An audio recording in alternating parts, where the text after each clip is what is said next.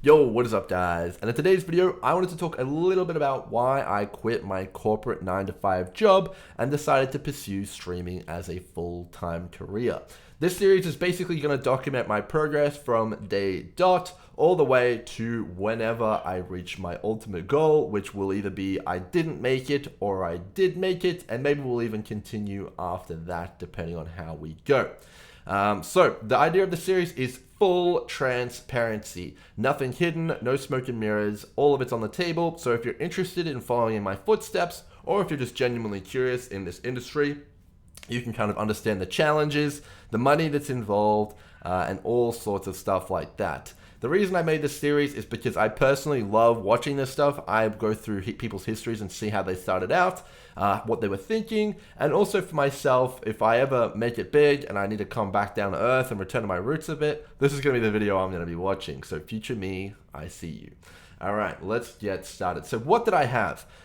So I was a graduate at a big company, but we'll start off with university. So I studied for multiple years at university, starting with different degrees, but I settled on a degree in information technology, and a few years ago I did graduate with a Bachelor of Information Technology at a lower ranking university here in Australia.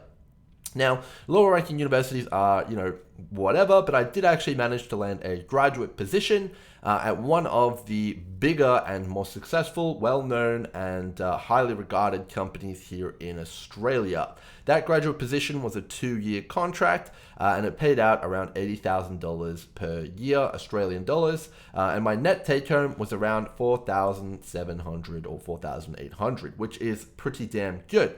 Because my rent, I live with my partner, is around $870 per month, and my roughly monthly expenses after bills, buying food. I'm a fairly frugal person. I don't really buy anything other than video games and your odd food and eating out kind of thing here or there, is about 1,500. So you can see, there is a considerable amount more money than I need, and that is, did stack up, which is, pretty fortunate. So I had it pretty good, and overall, the job was absolutely incredible. I had a ton of opportunities offered to me. As part of a graduate program here in Australia, we have what's called rotations. Rotations essentially give the graduate the opportunity to move between different parts of the business. As a part of this, I got to become a business analyst for 6 months, in which I tried a lot of stuff out there. That definitely did play to a lot of my strengths, as I'm sure a lot of people who know me understand. I tried out 6 months of a hybrid role, which is project management and business analyst. That was definitely a little bit more stressful. All you project managers, hats off to you. I can't do it. I didn't like that at all. And the final 6 months I spent in the role was as a product development member, working on a new product that was going to be coming out in the future. Which obviously I can't disclose because it's still not out yet. But yes, definitely a lot of different varied roles. The one I enjoyed the most was product development, probably because it's closest to video creation and the YouTube/Twitch lifestyle, which I so sorely wanted to pursue full time. So overall, very good experience. The working conditions and my bosses, awesome bosses, really great. Never really had a bad experience with anybody at the company, on my level, who I had direct, kind of had to communicate with. So yeah, really all around, I couldn't have asked for a better job, which really does beg the question, why did I want to leave so desperately? The money was good, I had great future prospects, and I got to try pretty much, a ton of stuff which the company had to offer. Well, it just comes down to who you are. I talked to a ton of my coworkers and they all loved it. They loved the job, they loved about the future, all sorts of stuff like that. They couldn't wait.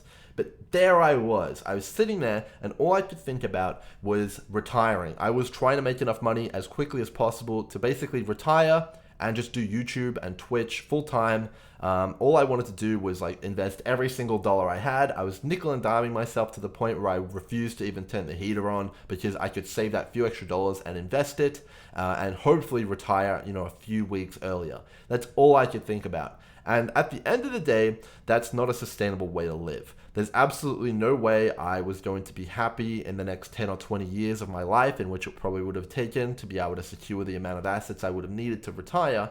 And I was just not going to be able to do it. I was already adopting very, very self-destructive habits, and we'll talk about that in a second. And that ultimately is the reason why I quit. Now, there's a lot of different things that will probably lead people down this path if you do end up down this path, but I'll just talk a little bit about how it was for me and a few of the real big sticking points which kind of drove me to kind of quit. So the first one here is going to be future prospects. So overall, the industry which I was in is a fairly rewarding one. Obviously, I started out at 80K, that's the very bottom level, but you can easily move all the way up to around 180 to 200K in more senior positions, and I do believe if I applied myself, I probably could have got there. The average home in Australia for a good one is around 800,000 to 1.2 million. And if you're earning 180 to 200K, you're probably going to get that reasonably quickly and accumulate 1 to 2, maybe even 3 properties in your early lifespan, which is pretty strong. And sets you up very, very well financially for the future. But at the end of the day, none of that matters to me at all. It's not about the money for me. I don't care about money. Money is the resource for me to live the lifestyle I want. And ultimately, that would lead me down the road I have gone down now. But right now, we'll just stick to it. So basically, the thing that really ate away at me is that I saw my entire life planned out for me right now. There probably wouldn't be any variation, and there's really nothing I could do outside of swapping jobs or just trying even harder to really speed up or improve my own performance. I couldn't 10x the amount I was earning. I couldn't speed up the amount I was earning it. Nothing could really change my future. It was pretty much set in stone outside of trying something really, really crazy. And for a lot of people, that's a good thing. They really, really like that sort of lifestyle. And when I talked to people, they were incredibly secure. They loved it. But that wasn't for me. If I can look 1 or 2 years in advance and know where I'm going to be, that is almost soul destroying for me. And as a person, that wasn't going to do it for me. My life needs to have a ton of variety. It needs to be exciting. And I'd much rather risk it all on something I have no idea about than do the same thing over and over and over again, and having the same result with maybe 10 or 20% increase over and over and over again. And that just wasn't going to do it for me. So that's one of the big reasons why I decided to leave the corporate 9-to-5 structured lifestyle. The next one is exactly that, structure. I don't seem to gel very well with structure, and I never really have. I'm that guy who stays up till 4 a.m. on a school night and then wakes up and sleeps all day through class. That was me in school, and I'm the guy who pretty much skips all lectures at university and crams everything one day before the test. That was me. Still somehow passed with a good score and managed to get through life okay. But at the end of the day, I was the master procrastinator. If I don't want to do something, generally I don't do it until I have to do it, and that at the end of the day is not very good when you're working 9 to 5, and it really does go against everything that you probably want to be doing. Now, obviously I have fairly low weak power or a good work ethic, whatever you want to call it. But I noticed as I was moving through life that there was a few things that I didn't mind doing, and I would actually do way, way more than I needed to do on. And that is streaming, YouTube, and content creation, and also video games. Those are pretty much the only things that I wanted to do. Everything else would be left to the last minute, and I didn't want to do it pretty much at all. But I would go above and beyond for pretty much anything else. You can ask pretty much anyone who's played a video game with me. I'm the guy who sits in spreadsheets trying to figure out every single little tiny thing about video games there is to know. And then, I get a real kick out of sharing that with other people. So that was number 2, which really, really did present itself to me. As an additional point, there's a lot of friction in structured positions. You have to get up when people want you to get up. You have to do tasks that they want you to do. There's no option not to do them. And overall, it's very, very rigid. And I don't really like structure or rigidity. if I'm blazing my own trail and I don't want to do something, for example, I don't want to edit a video, guess what? I can hire someone to edit it for me, or I can just forego editing it. And all of that's on me. I may suffer for it, I may not. There's pros and cons, but at the end of the day, that's the way it's going to be. So giving up all of those kind of structure definitely makes me feel a lot better. You know, I wake up when I want to wake up, I go to bed when I want to go to bed, and I do the tasks I want to do when I want to do them. That is a very, very big deal, and I think overall that does contribute to you know, everything I did. The next thing, reason why I quit is that having a lifestyle I didn't like was leading to depression. It's an inevitability. I didn't like any of what I was going through. And then depression, generally humans have a coping mechanism with that, and like, you know, unhappiness. And for me, it was food, and it was incredibly self-destructive. I'm in a state right now, this is the result of it. Currently pretty not happy with where I'm at. And I noticed that it was not going to change as long as I was unhappy. So if I kept going down the road I was going down, I would become a very unhealthy, unhappy person. And is that worth any amount of money? Absolutely not. You know, it just wasn't going to be sustainable. So at the end of the day, all of these things led me to one point. There was no other option for me. It's not a risk, it's a necessity. I had to quit. I had to pursue full-time streaming because that's the only thing I wanted to do. It's true, it's very, very risky, but this is the option I went with. And that's kind of the backstory behind why I quit. I had an incredible opportunity. It was a great job. I'm sure a lot of people really, really will kind of appreciate the job that I left behind. And someone else is going to get a lot more out of it than I will. I'm going to go out on my own and I'm going to risk it all. All right. So let's do a little bit of a stock take here on where we're at. This is going to be kind of the absolute benchmark. Obviously, we may go downhill from here, but we are hoping that we'll go uphill from here in terms of progress. So right now, I have my total amount of liquid assets is 76,000. This is spread between, you know, a checking account and various investments. I'm a fairly conservative investor, so none of these are basically any investments that can go down. The only risk of my kind of, I guess, wealth right now is inflation, which is a reasonable risk. But overall, I'm looking to increase this number as we go on. However, I'm fully ready and accepting for this number to go down to 0. And I'm willing for it to go down to 0 if it means that I'm able to make progress on other areas of my goals. That's the overall kind of mindset here. I'm fully ready for it to, you know, kind of be depleted.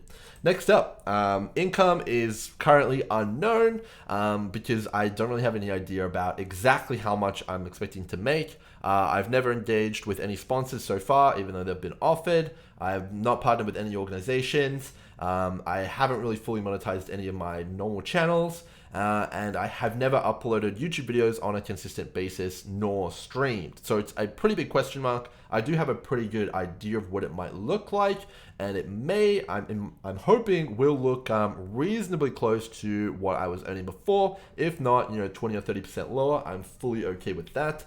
But again, I'm fully accepting if it's a complete Armageddon and I need to spend 1 or 2 years getting to where I need to go. Next up, YouTube subscribers.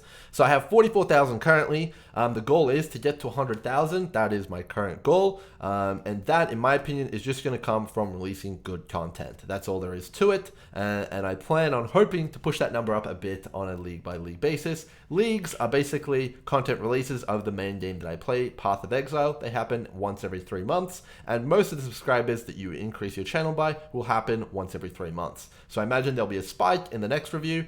And then there'll probably be a few quiet months after that. So this is actually month 0, the starting point. Now, a big one for me is obviously health. I let it slide. I'm in the complete dumpster right now. So right now, 96 kg, not where I want to be. When I was at my healthiest, I was 80 kilograms, including muscle. I used to go to gym quite a lot. And now we're at 96 kilograms, no muscle. Very, very big problem. I'm going to be working a lot on this. And I hope to get back down into the fittest shape I've possibly been in. And it's going to be a priority of mine. And I fully have enough time to do it now, to pursue it. It's going to be a big goal of mine. And maybe I'll even do a bit more in terms of videos on that. Video releases, this is going to be a month-by-month basis. I'm going to try and keep this fairly consistent. The goal is to release 30 to 50 videos per month on my YouTube channel. overall, and we're going to hopefully see that happen. And maybe we make some adjustments, but it is what it is. Right now, my current rent is $869. It's split two ways between the person I'm living with, who is my partner and girlfriend. So yeah, 869 Australian dollars. And my roughly monthly expenses, as I mentioned earlier, is about $1,500. So that's pretty frugal. I'm not a big believer in lifestyle creep, so I'm going to try and keep it at that point. I'm pretty happy as it is with how I live. Probably if it gets up above 2,000, it's probably not a good thing. We're going to try and keep it at about 1,500. So yeah, we're looking at making about 1,500 a month as our minimum. Hopefully we can pull it off and sustain our bank account. If not, it's all good. We will report on it and we'll go into why that may be happening. Overall, hopefully you guys have enjoyed this look behind the scenes and this little bit of a peek into why I decided to make the decision I did. But overall, I'll see you guys in the next one. Until then, stay tuned, by the way. And make sure you subscribe if you want more. Catch ya.